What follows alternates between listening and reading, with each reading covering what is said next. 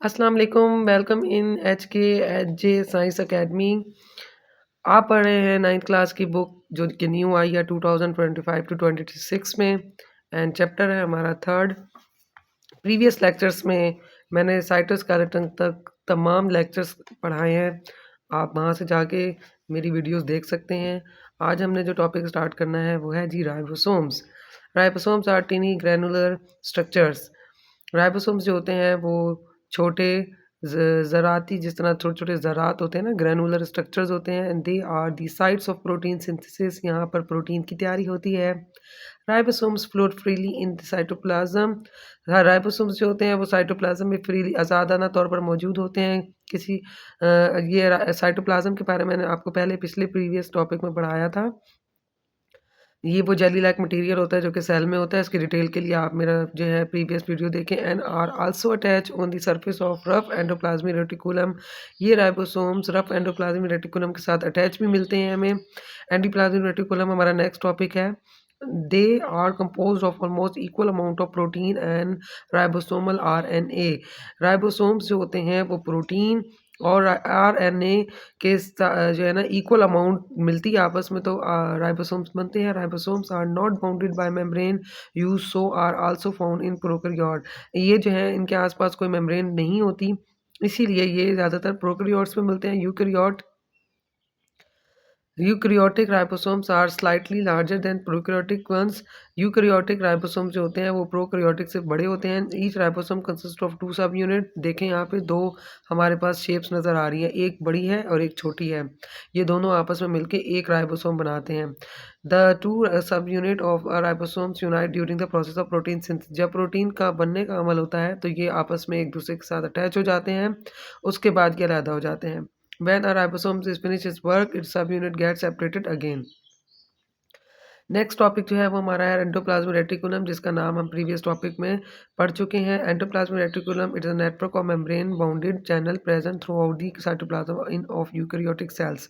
Eukaryotic cells में ये जो है ट्यूब लाइक स्ट्रक्चर होता है, जैसे बहुत सारी नालियाँ मिक्स हुई हुई हों और एक जो है ना जाल बना हुआ हो, इस तरह का इनका स्ट्रक्चर होता है। There are 2 types of endoplasmic reticulum. 2 तरह के होते हैं, एक रफ एंडोप्लाज्मिक रेटिकुलम होता है खुरदरा, एक स्मूथ होता है बिल्कुल प्लेन। जो रफ होता है वो रफ इसलिए होता है क्योंकि उसके साथ राइबोसोम्स अटैच होते हैं, जबकि जो स्मूथ होता है उसमें राइबोसोम्स नहीं होते। अब जो रफ राइबोसोम है उनका काम होता है प्रोटीन की सिंथेसिस, और जो स्मूथ राइबोसोम्स होते हैं इनका फंक्शन होता है ट्रांसपोर्ट करना मटेरियल्स को एक जगह से दूसरी जगह। It also detoxifies the harmful chemicals that have entered the cells. Cells के अंदर अगर कोई हार्मफुल केमिकल्स मौजूद होते हैं तो ये उनको भी या दाखिल होने लगते हैं तो ये उनको भी ख़त्म करते हैं। In muscle cells the SER is also involved in a contraction process. अच्छा, SER स्मूथ एंडोप्लाज्मिक रेटिकुलम को और RER रफ एंडोप्लाज्मिक रेटिकुलम को कहा जाता है, और ये जो SER होते हैं ये कॉन्ट्रैक्शन में भी हेल्पफुल होते हैं। नेक्स्ट टॉपिक हमारा जी है वो गोल्जी ऑपरेटस। गोल्जी जो है वो एक साइंटिस्ट थे, इटालियन फिजिशियन थे, जिनका पूरा नाम कैमिलो गोल्जी था, और 1898 में इन्होंने हमें जो है गोल्जी ऑपरेटस के बारे में बताया। ये क्या होता है, ये थैलियों जिस तरह से शॉपर होते हैं उनके अंदर पानी डाल के आप एक दूसरे के ऊपर रख दें शॉपर, बिल्कुल इसी तरह से ये गोल्जी ऑपरेटस होते हैं, और इनकी शेप कुछ इस तरह की होती है। अगर आप ड्रॉ करना चाहें तो आप ऐसे ड्रॉ करेंगे, और अगर आप ड्रॉ करना चाहते हैं एंडोप्लाज्मिक रेटिकुलम को तो आप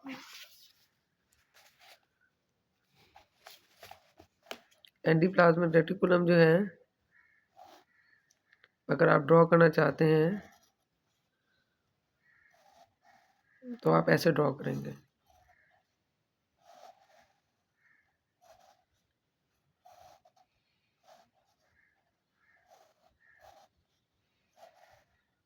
क्योंकि आपके पास जब ये लॉन्ग में क्वेश्चन आ जाए या शॉर्ट में भी आ जाए तो इजी सी डायग्राम है, आप बना सकते हैं। ये हमारे पास है जी एंडोप्लाज्मिक रेटिकुलम, जबकि जो गोल्जी अपरेटस है डायग्राम बनाना मस्ट होती है। बायोलॉजी में डायग्राम बहुत ज़रूरी है। गोल्जी अपरेटस इस तरह जिस तरह से चिपटी थैलियाँ जो हैं वो एक दूसरे के साथ अटैच हो। जी आगे पढ़ते हैं इसके बारे में। दीज फ्लैटेंड सैक्स, ये चिपटी थैलियाँ कॉल्ड अ सिस्टर्नी, ये कहलाती हैं cisternae, and are stacked over each other and make a structure, और जब ये एक दूसरे के साथ इस तरह से पड़ी होती हैं जैसे ढेर लगा हुआ हो, तो इसको कहते हैं Golgi apparatus. It is found in both plant and animals, and it is modified protein coming from RNA and pack them into small membrane bounded sac called Golgi apparatus. इसका काम रफ एंडोप्लाज्मिक रेटिकुलम से आने वाली proteins में रद्द-बदल करना है और इन्हें मेम्ब्रेन में लपेटना है। Then into small membrane bound lag cells called Golgi vesicles. और फिर उसके बाद जो है ये थैलियाँ बनती हैं जिनको हम कहते हैं Golgi vesicles. These sacs are kept in cells and are transported to exterior in the form of secretion. इन थैलियों को या तो सेल के अंदर ही रखा जाता है या रतूबत की शक्ल में बाहर निकाल दिया जाता है। तो अब इस बॉक्स को देख लेते हैं। इन 1996 Golgi was awarded a Nobel prize. Golgi को नोबेल प्राइज़ कब मिला? 1906 में मिला। ये आपके लिए इम्पोर्टेंट बात है। उसके बाद जो है किस फील्ड में मिला? मेडिसिन एंड फिजियोलॉजी में मिला। यहाँ से एमसीक्यूज आने के बहुत चांसेस हैं। नेक्स्ट टॉपिक है जी हमारा lysosomes. Lysosomes were discovered by a Belgian scientist Christian René Didov, and these are small membrane-bound vesicles. राइजोसोम्स जो होते हैं इनको डिस्कवर किया है जी बेल्जियन साइंटिस्ट थे क्रिस्टीन रैनी डिडब ने।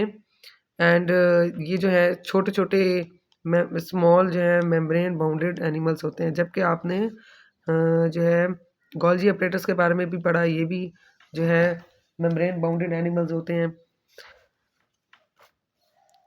That contain a digestive enzymes. इनका जो ख़ास काम ये है कि इनके अंदर डाइजेस्टिव एंजाइम्स होते हैं। डाइजेस्टिव का मतलब है हाजमे का अमल, और एंजाइम्स जो हैं ये वो केमिकल्स होते हैं जो कि इस प्रोसेस को फास्ट करते हैं। किसी भी प्रोसेस को जो केमिकल फास्ट करते हैं वो एंजाइम्स कहलाते हैं।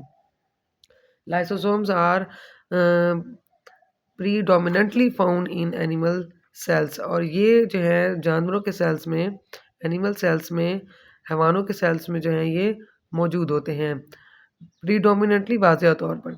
Lysosomes bird of from a Golgi apparatus. Cell engulf the food material in the form of food vacuole. ये जो लाइसोसोम्स होते हैं ये एक कली की शक्ल में होते हैं। जैसे छोटा सा बट निकलता है, जैसे आप आलू में देखते हैं छोटा सा बट निकला हुआ होता है, बिल्कुल ऐसे ही ये गोल्जी apparatus में ये निकलते हैं। सेल्स इंगल्फ का मतलब होता है निगलना। सेल्स जो होते हैं वो निगलने का काम करते हैं, मतलब कि इनको the food material in the form of food vacuole. Food vacuole क्या होता है? ये एक खाली जो है एक हवा का गोला सा होता है जिसके अंदर फूड मौजूद होता है। सेल फूड वैक्यूल को शक्ल में खुराक को निकलता है। And lysosome fuse with food vacuoles and its digestive enzyme break down the food present in vacuole. ये सेल क्या करेगा? खुराक को निगलता है। लाइसोसोम इस फूड के साथ जो है मिक्स हो जाता है, एंड लाइसोसोम्स के जो एंजाइम्स होते हैं वो फूड के साथ मिक्स होते हैं और उसको डाइजेस्ट करते हैं।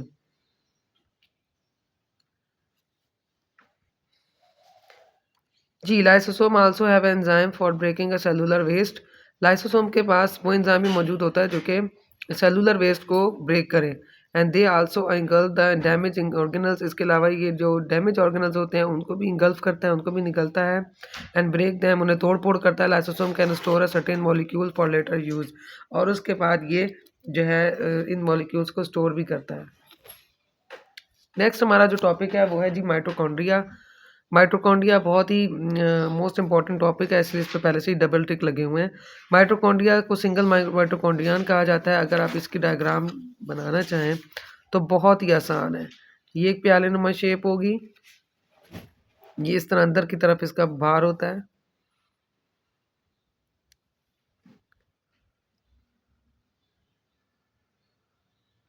ये शेप है जी माइटोकॉन्ड्रिया की। माइटोकॉन्ड्रिया को सिंगल माइटोकॉन्ड्रियन कहा जाता है, आर दी पावर हाउस। ये एक आपके लिए एमसीक्यूज के लिए बहुत इंपॉर्टेंट है, और शॉर्ट क्वेश्चन के लिए what is the name of powerhouse in cell, तो आप कहेंगे the name is mitochondria because the production of energy, क्योंकि ये प्रोड्यूस करते हैं एनर्जी को। They perform the reactions of aerobic respiration वो रिस्पायरेशन होती है जिसमें ऑक्सीजन यूज़ होती है। In which oxygen is use to break a food. Oxygen use क्यों होती है? क्योंकि वो फूड को ग्लूकोज़ को ब्रेक करती है टू रिलीज़ एनर्जी, और तभी हमें एनर्जी मिलती है in the form of ATP. हमें वो एनर्जी एटीपी की शक्ल में मिलती है। Mitochondrion are a double membrane है। देखिए, एक मेम्ब्रेन बाहर की तरफ है और एक यही मेम्ब्रेन है जो कि अंदर की तरफ फोल्ड हुई हुई है। Double membrane bounded organelle present only in eukaryotes. ये सिर्फ यूकेरियोट्स में मौजूद होता है। And the outer membrane of mitochondria is smooth but the inner membrane have many folds. मतलब कि जो बाहर वाली होगी वो स्मूथ होगी और अंदर वाली फोल्डेड होगी, जैसे मैंने आपको ड्रॉ करके बताई। And these folds are called as cristae. इनको हम क्रिस्टी कहते हैं और एक को हम क्रिस्टा कहेंगे, यानी ये एक पार्ट जो है इसको हम कहेंगे Crysta. And they increase the surface area of respiration. ये क्रिस्टा जो होते हैं ये एरिया को बढ़ाते हैं ताकि रिस्पायरेशन में हेल्प मिले। And the inner fluid like material is called matrix. जो यहाँ पे लिक्विड मौजूद है उसको हम कहते हैं matrix. And mitochondrion contain their own DNA. Mitochondria का अपना डीएनए होता है। मोस्ट इंपॉर्टेंट बात ये भी आपसे एमसीक्यूज या शॉर्ट में पूछा जा सकता है। And ribosomes and the ribosomes of mitochondria are more similar to prokaryotic ribosome than the eukaryotic. ये ज़्यादातर प्रोकैरियोटिक से मैच होते हैं ये यूकैरियोटिक के उससे। अब हम चलते हैं, नेक्स्ट टॉपिक है हमारा plastid. Plastids are membrane bounded organelles present in the cell of plant and photosynthetic protist, यानी कि एलजी। अच्छा, प्लास्टिड जो है मैं इसको थोड़ा सा आपको पहले एक इंट्रोडक्शन दे दूं। इसकी जो शेप होगी वो इस तरह से आपने बनानी है और ये ऐसे लगता है जैसे कि बहुत सारे बंडल्स जो हैं ये मौजूद हैं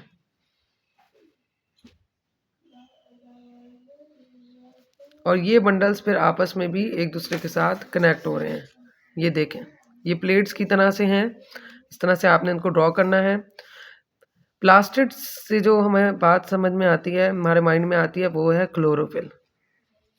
और क्लोरोफिल जो है वो ग्रीन कलर का केमिकल है जो कि प्लांट्स में पाया जाता है। ये कहाँ पाया जाता है जी? प्लांट्स में। और प्लांट्स ग्रीन क्यों होते हैं? इसी क्लोरोफिल की वजह से। क्यों पाया जाता है? फोटोसिंथेसिस की वजह से। ये चीज़ें आपने जो है ना, ये वर्डिंग जो है ना आपको ये आनी चाहिए। अब मैं आपको इसके बारे में मज़ीद बताती हूँ। Chloroplast are green plastids. जो क्लोरोप्लास्ट होते हैं वो ग्रीन प्लास्टिड्स होते हैं। And they are present in the cell of green part of the plant in algae. Plants में, एलजी में आपको जहाँ जहाँ ग्रीन पार्ट नज़र आता है वहाँ पे ये क्लोरोप्लास्ट मौजूद होते हैं। They contain photosynthesis photosynthetic pigments. इनके अंदर वो ज़रात मौजूद होते हैं जिसमें फोटोसिंथेसिस होती है। द ग्रीन क्लोरोफिल, और उसका नाम है क्लोरोफिल। यही चीज़ मैंने आपको पहले बता दी। They carry out photosynthesis with the help of their pigment they capture a light. अच्छा, ये पिगमेंट करते क्या हैं? क्या जादू है इनके अंदर? इनके अंदर जादू ये है कि ये लाइट को कैप्चर करते हैं and convert into chemical energy, और उस लाइट एनर्जी को चेंज करते हैं केमिकल एनर्जी में। They use this energy to prepare a glucose, और वो एनर्जी जो है वो ग्लूकोज में हेल्प देती है। Like a mitochondrion chloroplast are enclosed by double membrane. जिस तरह से माइटोकॉन्ड्रिया डबल मेम्ब्रेन था, क्लोरोप्लास्ट भी डबल मेम्ब्रेन है। On the internal side of inner, ये इसका इंटरनल स्ट्रक्चर है। यहाँ पे आप अलग से एक हेडिंग डाल सकते हैं, इंटरनल स्ट्रक्चर। जितना हेडिंग वाइज लिखेंगे आप उतने अच्छे मार्क्स मिलेंगे। दी सेक्स आर का, अच्छा यहाँ थे हम। On the internal side of the inner membrane there are many sets of stack membrane. मैंने आपसे कहा कि यहाँ बहुत सारी मेम्ब्रेन्स के इकट्ठे ऐसे लगता है गुच्छे मौजूद हैं, प्लेट्स एक दूसरे के ऊपर लगी हुई हैं। इनको हम कहते हैं ग्रैना, और एक को हम कहेंगे granum. The sake like structure which make a granum is called thylakoids, और ये जो पूरा एक सेट है इसको हम कहेंगे thylakoid. Photosynthetic pigments are present on the surface of thylakoids, और ये जो फोटोसिंथेटिक पिगमेंट्स है ये इन थैलाकॉइड की सरफेस में मौजूद होते हैं। अ फ्लूइड कॉल्ड स्टोमा, यहाँ जो लिक्विड मौजूद है उसको हम कहेंगे स्टोमा, सराउंडेड बाय थैलाकॉइड्स, जो कि थैलाकॉइड से घिरा हुआ होता है, यानी थैलाकॉइड के अंदर जो है कवर होता है। Like a mitochondria chloroplast also contain DNA and ribosomes. जिस तरीके से माइटोकॉन्ड्रिया के अंदर अपना एक डीएनए था, बिल्कुल इसी तरीके से प्लास्टिड के अंदर अपना डीएनए और राइबोसोम्स हैं। ये मोस्ट इंपॉर्टेंट टॉपिक्स हैं, ये मोस्ट इंपॉर्टेंट बातें हैं जो मैंने आपके साथ शेयर की हैं। इसी तरह की मज़ीद इन्फॉर्मेटिव वीडियो देखने के लिए आप मेरे चैनल पे जा सकते हैं और मेरी वीडियोज़ को देख सकते हैं और शेयर कीजिए ताकि वो बच्चे-बच्चियाँ जो हैवी ट्यूशन्स नहीं दे सकती, ज़्यादा फ़ीसें अफ़ोर्ड नहीं कर सकते, वो घर बैठ के फ्री अपनी तालीम जारी रख सकें। नेक्स्ट जो है वो हमारे पास है इसी प्लास्टिड के अंदर क्लोरोप्लास्ट के साथ है जी chromoplast are the plastid that contain a pigment such as a carotenoid these pigments are of bright colours. आप फूल देखते हैं, आपको पर्पल कलर के फूल, पिंक कलर के, वाइट कलर के फूल नज़र आते हैं। उनके अंदर जो पिगमेंट होते हैं, देखें ये पिगमेंट कलर को कहा जाता है। पिगमेंट्स जो होते हैं वो ज़रात होते हैं जो आपस में मिलकर एक पेंट की तरह कलर बनाते हैं। तो ये पिगमेंट जो हैं जो कि कलरफुल नज़र आते हैं आपको, वो है होते हैं क्रोमोप्लास्ट की वजह से। Chromos are present in the cells of flower petals and fruits and chromoplast give a colour to these parts. ये क्रोमोप्लास्ट उन्हें रंग देते हैं and this help in the pollination and dispersal of fruit and seed. ये जी इसका function है। ये किस में हेल्प देते हैं? ये हेल्प देते हैं पॉलिनेशन में और किस में? Dispersal of food and seeds में। पॉलन ग्रेन्स जो होते हैं वो एक प्लांट से दूसरे प्लांट्स में जो है वो ट्रांसफ़र होते हैं। इस प्रोसेस को हम पॉलिनेशन कहते हैं और प्यारे-प्यारे फूलों की वजह से वहाँ पर बर्ड्स जाते हैं और वहाँ पर जो है इंसेक्ट्स जाते हैं और फिर इस तरह से सीड्स को डिस्पर्स करते हैं, फैलाते हैं और पॉलिनेशन होती है। नेक्स्ट हमारे पास है जी leucoplast. Leucoplast are plastid that have no pigment. इसके अंदर कोई पिगमेंट नहीं होता यानी कि ये ट्रांसपेरेंट होता है and they are involved in the storage of starch lipid and protein. इसके अंदर बहुत ज़्यादा स्टोरेज होता है स्टार्च का, लिपिड का, प्रोटीन का and they are present in the cell of those part of plant which food is stored where food is stored. जहाँ जहाँ खाना जो है फूड जो है वो स्टोर होता है, जहाँ जहाँ फूड आपको स्टोर मिलता है, जैसे कि आप आलू को अंदर से देख लीजिए, प्याज को देख लीजिए, वहाँ तमाम जगह ल्यूकोप्लास्ट मौजूद है। अंडरग्राउंड स्टेम, सीड्स, रूट्स वगैरह इसकी बेस्ट एग्जांपल्स हैं। इसके बाद जो है हमारे पास टॉपिक है वो है वैक्यूल का। वैक्यूल जो है they are a single membrane. ये डबल मेम्ब्रेन बिल्कुल नहीं है। जबकि क्लोरोप्लास्ट डबल मेम्ब्रेन था, माइटोकॉन्ड्रिया डबल मेम्ब्रेन था, ये single membrane bounded sacs filled with fluid. एक सैक्स से होते हैं खाली, जैसे जो है एक पैकेट होता है उस तरह से होते हैं और इनके अंदर फ्लूइड होता है। एनिमल सेल्स में have a many small temporary vacuole. Temporary का मतलब है टूटते हैं, बनते हैं, बनते हैं, टूटते हैं। एनिमल्स के अंदर होते हैं छोटे साइज़ के and they contain a water and food substance. जबकि इनके अंदर पानी और फूड सब्सटेंस होता है। Some fresh water organism like amoeba and sponges have a contractile vacuoles which collect the pumps out extra water and other waste. अच्छा, जो ताज़ा पानी में पाए जाने वाले हमारे पास ऑर्गेनिजम्स हैं जैसे कि अमीबा है, स्पंजेस है, उनके अंदर जो वैक्यूल्स होते हैं वो पानी भी जो है एक्स्ट्रा पानी भी अपने अंदर स्टोर करते हैं और फिर वो जो है रिलीज़ करते हैं। तो इस तरीके से उनका जो एक्स्ट्रा मटेरियल होता है वो रिलीज़ होता है। Sorry for noise. तो जो उनका जो एक्स्ट्रा मटेरियल होता है वो रिलीज़ होता है। Food vacuole also store food. जो मेन इनका काम होता है वो होता है जो है फूड को स्टोर करना। Most mature plant cell have a single large central vacuole. Plant और एनिमल में अगर आपसे कोई डिफरेंस पूछ ले तो इनका मेन डिफरेंस जो है वो आपने ये भी लिखना है कि इनके अंदर जो प्लांट होते हैं इनके अंदर एक जो है सिंगल लार्ज वैक्यूल होता है, जबकि एनिमल्स में जो होते हैं वो छोटे-छोटे वैक्यूल्स मौजूद होते हैं। It is formed by the fusion of many small vacuoles. और ये छोटे-छोटे वैक्यूल्स से मिलकर एक बड़ा बनता है। The membrane of plant vacuole is called a tonoplast. और इनकी जो मेम्ब्रेन होती है उसको हम कहते हैं जी tonoplast. And the sap inside a plant vacuole is called a cell sap. जबकि इसके अंदर का जो ये सैप ऐसे कहेंगे हम cell sap. It is a watery solution of salt. ये नमक का, नमकीन पानी की तरह का ये जो है सॉल्यूशन होता है। Due to this large central vacuole the nucleus is pushed aside.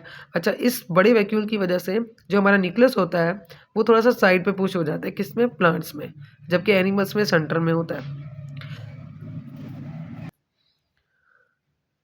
This outward pressure of the vacuole on the cytoplasm and the cell wall makes a plant turgid. अच्छा, ये जो वैक्यूल होता है क्योंकि ये बड़ा होता है और बड़ा होने की वज़ह से इसके अंदर जो पानी है वो फुल होता है, तो ये एक प्रेशर जो है ना वो क्रिएट कर रहा होता है, जिसकी वज़ह से जो प्लांट सेल्स होते हैं वो थोड़े से हार्ड होते हैं और इन्हीं टारगेट इसके अंदर यानी कि एक शक्ति होती है और इन्हीं वज़ह से जो है ना प्लांट की शेप बरकरार रहती है। This pressure is called turgor pressure and the process is called turgor and this turgor pressure help in maintaining the shape of cells. इसी प्रेशर की वज़ह से जिसको हम कहते हैं टर्गर प्रेशर और जो है ना हमारे जो सेल की शेप है वो मेंटेन रहती है। देखिए हमारे अंदर तो बोन्स हैं जो कि हमारी शेप को मेंटेन किए हुए हैं, लेकिन सेल के अंदर जो है ये वैक्यूल्स हैं जिनकी वज़ह से उनके अंदर थोड़ी-सी टर्गनेस आती है और इस प्रोसेस को हम कहते हैं टर्गर और उनकी शेप मेंटेन। नेक्स्ट टॉपिक जो है वो हमारा जी है centriole. Centriole are a barrel shaped organelles found in the cell of animals and most protist. जी, ये शेप है इनकी। पहले इसकी शेप को देख लेते हैं। जैसे बहुत सारी ट्यूब्स जो हैं, इसका जो साइड व्यू है वो ये है कि बहुत सारी इस तरह की ट्यूब्स जो हैं, वो आगे पीछे एक ख़ास किस्म की डिज़ाइनिंग से मौजूद होती हैं। 3 ट्यूब्स अब अगर ये मैंने इस तरह से बनाई हैं, तो 3 ट्यूब्स मैं इधर से बैक से छोटी करूँगी और यहाँ से मैं बढ़ा दूँगी, ऐसे। इसके बाद फिर आपने फिर पीछे की तरफ ज़्यादा करनी है और आगे की तरफ कम। इस तरह से एक गोल सा स्ट्रक्चर आपने बनाना है और ये शेप इनकी होती है। इस शेप को बैरल शेप कहा जाता है and they are absent in prokaryote cells. ये प्रोकैरियोट सेल्स में नहीं होती, ये एनिमल्स में होते हैं और प्रोटिस्ट में होते हैं। प्रोटिस्ट और एनिमल्स को जानने के लिए जो मैंने किंगडम सिस्टम की क्लास ली है, लेक्चर पढ़ाया है, उसमें आप देख सकते हैं। They are absent in prokaryote higher plant and fungi. There is a pair of centriole in which both centriole are right angle to each other। दो centrioles होते हैं और वो right angle जिस तरह से बनता है उस तरह से एक दूसरे के क्रॉस में होते हैं। In animal cell the pair is called centrosome और इस जोड़े को हम कहते हैं centrosome and it is located near this nucleus envelope और ये हमारे न्यूक्लियस के न्यूक्लियर एनवेलप के करीब होते हैं। न्यूक्लियर एनवेलप कहा जाता है न्यूक्लियस की आउटर मेम्ब्रेन को। Each of centriole is form of 9 triplet. Triplet का मतलब होता है ट्राइम मतलब ट्रिप 3 और 3 ट्यूब्स जिस तरह से मैंने आपको ये ड्रॉ करके बताया, ये हमारा एक ट्रिपलेट है, ये हमारा सेकंड ट्रिपलेट है। इस तरह के ट्रिपलेट जो होते हैं वो 9 मिलते हैं तो माइक्रोट्यूब्यूल बनता है made up of tubulin protein जो कि ट्यूबुलेंट प्रोटीन से मिलके बने हैं। At the start of cell division, जब सेल डिवीजन स्टार्ट होती है, ये मोस्ट इंपॉर्टेंट जो है हमारे सेंट्रियोल जो है वो है सेल डिवीजन के लिए। तो ये जो है ये डुप्लीकेट हो जाते हैं, डबल हो जाते हैं एंड जो न्यू पेयर मूव होता है वो अपोजिट साइड्स पे चले जाते हैं। यानी कि ये ऐसे एक था, ये एक से जो है वो डुप्लीकेट हो गए और डुप्लीकेट होके ये एक उधर और ये इधर चला जाता है और इस तरह से ये अपोजिट शक्ल में आ जाते हैं एक सेल के अंदर। And they form spindle fiber which are responsible for the separation of chromosome during the division. हम जी सेल डिवीजन में मैं आपको ये एक्सप्लेन करूंगी कि किस तरीके से जो है ये सेल डिवीजन में हेल्प करते हैं। अभी के लिए आपके लिए बस इतना काफ़ी है कि इसमें से कुछ रेशे निकलते हैं, इन रेशों को हम कहते हैं स्पिंडल फाइबर और ये स्पिंडल फाइबर हेल्प करते हैं क्रोमोसोम्स की अट्रैक्शन में। The cells which have cilia and flagella contain a centriole near a cell membrane। वो सेल्स जिनके अंदर सीलिया और फ्लैजेला मौजूद होते हैं उनमें ये सेल के करीब मौजूद सेल मेम्ब्रेन के करीब मौजूद होते हैं। The centrioles are called basal bodies, उनको वहाँ पर बेसल बॉडीज कहा जाता है। Basal bodies are responsible for the formation of cilia and flagella और ये बेसल बॉडीज जो है सीलिया और फ्लैजेला बनाते हैं। तो दो किस्म के फंक्शन आ गए सेंट्रियोल के आपके सामने, ये इनकी शेप है। बहुत बहुत शुक्रिया आपका जी मेरा ये चैनल देखने का और मेरे चैनल को सब्सक्राइब कीजिए, लाइक कीजिए, शेयर कीजिए, अच्छे अच्छे कमेंट कीजिए। आप कुछ नया पढ़ना चाहते हैं, सीखना चाहते हैं, डायग्राम बनाना नहीं आती, डिफरेंस लिखना नहीं आता, जो भी प्रॉब्लम है आपके साथ, जो भी आप मज़ीद पढ़ना चाहते हैं, आप मुझे कमेंट ज़रूर कीजिए। बाकी के टॉपिक मैं इंशाल्लाह नेक्स्ट लेक्चर में बताऊँगी आपको, जिसमें सेल और एनिमल्स की जो है हम डिफरेंस को डिस्कस करेंगे और मज़ीद जो है टॉपिक्स कवर करेंगे। Thank you so much.